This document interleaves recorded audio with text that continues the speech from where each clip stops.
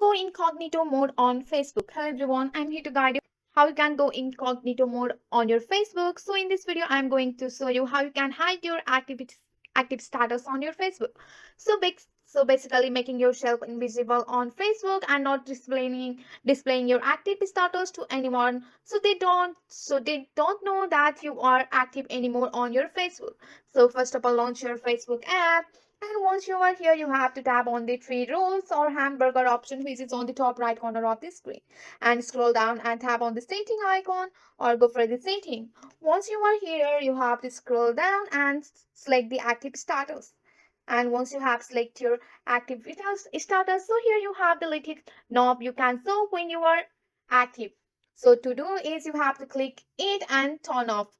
You have to turn off the active status and you won't be able to see when your friends and connection are active. So this is the simple way how you can go incognito mode on your Facebook.